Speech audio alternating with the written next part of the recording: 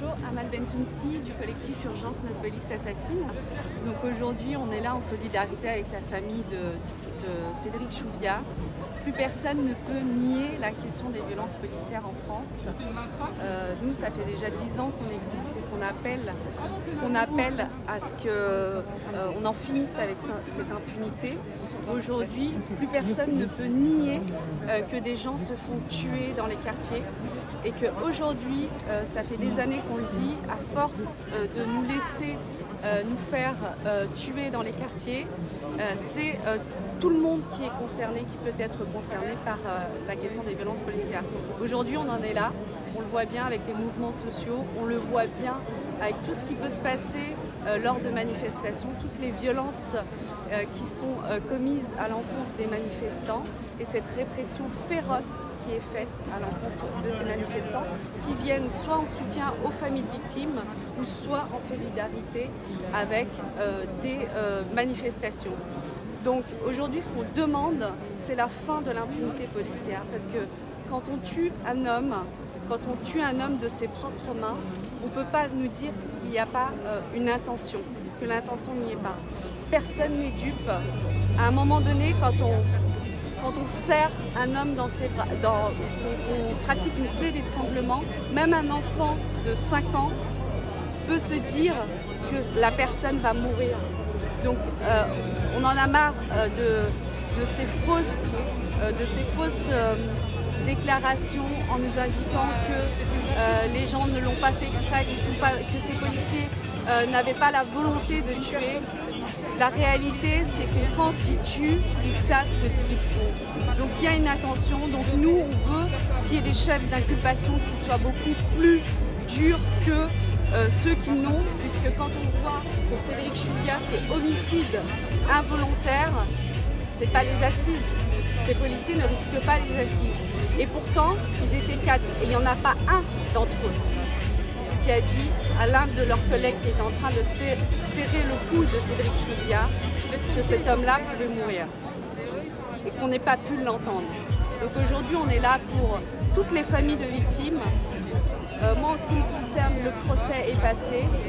Je suis avec Hamid Aïtoungar, le frère de Laoussine Aïtoungar, qui vient de Lille. Et son frère aussi a été tué de plusieurs balles devant chez lui, sous prétexte qu'il portait des couteaux, des ciseaux d'enfants. Et c'est ça, et les ciseaux, on les a jamais retrouvés. Donc le processus, il est identique à chaque fois. C'est la criminalisation des victimes à titre posthume. C'est à chaque fois, on essaye de les criminaliser de façon à les rendre coupables de leur propre mort. Alors qu'en réalité, c'est bien le contraire. C'est qu'il y a une volonté de vouloir nuire à une même population. Et aujourd'hui, tout le monde est concerné. Et que fait la justice? Parce qu'on parle de banlieue, on parle de caméras aussi, avec la sécurité globale. Et qu'est-ce qu'ils disent la justice avec les vidéos, justement? Parce que par moment, il y a des preuves, puis par moment, il n'y a pas de preuves, subitement. Comment vous voyez les choses? Alors, avec l'ère numérique, c'est vrai que tous les gens moi, je suis très contente. Je suis très contente qu'aujourd'hui, l'opinion publique puisse voir ce qui se passe en réalité.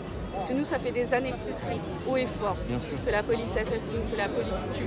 Et aujourd'hui, avec les mouvements sociaux, avec les gilets jaunes, avec toutes les caméras qui peuvent traîner, tous les portables, et que les gens maintenant prennent conscience qu'à chaque fois quand on passe devant un homme, que l'interpellation peut mal se terminer et qu'il faut être présent, qu'il faut être attentif et rester à côté, crier, demander aux policiers de faire leur travail correctement et de ne pas tuer, de ne pas se faire justice eux-mêmes. Parce que ce n'est pas aux policiers de se faire justice, c'est à la justice.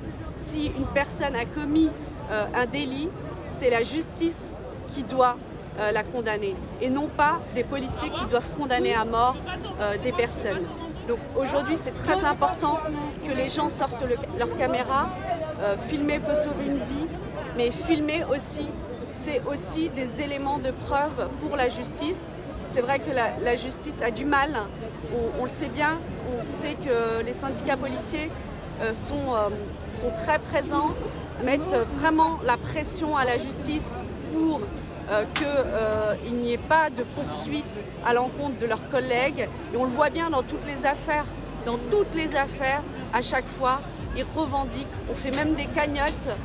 Par exemple, je pense à l'affaire de Michel Zecler. On a quand même été jusqu'à faire une cagnotte pour aller soutenir ses collègues et qui les images sont on ne peut plus claires. C'est-à-dire qu'à un moment donné, quand on voit ces images, on ne peut pas dire que ces policiers n'avaient pas la volonté de tabasser.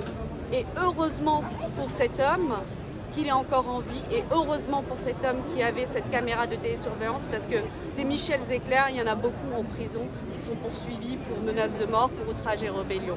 Donc oui, sortez vos caméras, filmez. Et il y a l'application UVP, Urgence Violence Policière, qui vous permet d'envoyer les images directement sur nos serveurs. Nous, on les consulte et on vous contacte après par la suite pour pouvoir vous soutenir le cas échéant. Et comme vous dites, juste une dernière, voilà, comme vous dites, ça fait quand même longtemps que ça dure les violences comme ça dans les banlieues. On commence de plus en plus à en parler, mais enfin, oui, vous avez compris. De plus en plus à en parler, car il y a le numérique, comme Amal l'a dit, il y a les photos et les vidéos. Donc sans ça, on peut pas voir les bavures. On parle que de bavures et de violence policière, alors que c'est des crimes policiers. Le président Emmanuel Macron, il parle de violence. Mais on n'a même pas encore parlé de crimes policiers. Les policiers, ils ont tué, ils étaient à 3 sur M. Chouvia, ils l'ont étouffé. Il a dit à 7 reprises, heureusement qu'il y a eu son masque, de son casque, il a dit j'ai tout. Donc voilà, avant on parlait peu de ces crimes policiers, mais maintenant, via aux médias indépendants et via aux caméras des citoyens, de leur portable, on va voir de plus en plus, via l'application, on va voir de plus en plus les violences, les crimes policiers.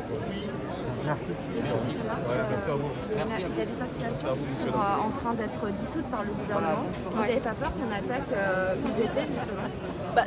Bien évidemment qu'on est sous le coup d'une possibilité qu'on puisse à un moment donné nous attaquer si on devient de plus en plus gênant. Mais ce qui fera notre force, c'est le collectif, c'est tous ensemble. Parce qu'aujourd'hui, il y a une prise de conscience collective. Donc, il aura fallu attendre quand même les Gilets jaunes, il aura fallu attendre la mort de George Floyd pour qu'aujourd'hui, on s'indigne collectivement. Mais on aurait dû le faire depuis beaucoup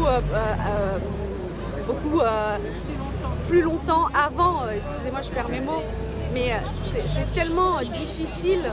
Mais c'est vrai que même si on pense que ça n'avance pas, même si on pense que ça fait des années que ça dure, aujourd'hui, il y a quand même une prise de conscience collective. Et ça, déjà, c'est très important.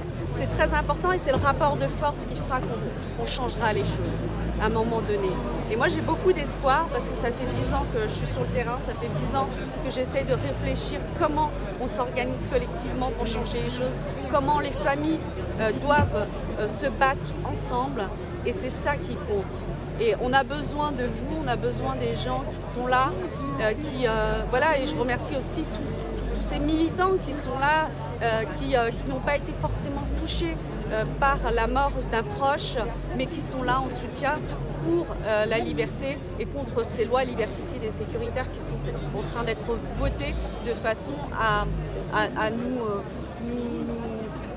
interdire de beaucoup de choses et d'autoriser de l'autre côté encore plus d'impunité. Parce que l'article 24, c'était ça aussi, mais il faut rappeler qu'au-delà de l'article 24, la loi contre la sécurité globale, il y a aussi la loi contre le séparatisme qui est aussi dangereuse que la loi sur la sécurité globale et qui est du même acabit. Donc on doit se soulever, on doit manifester. Donc c'est important qu'on soit là en soutien à toutes les familles. Voilà. Merci.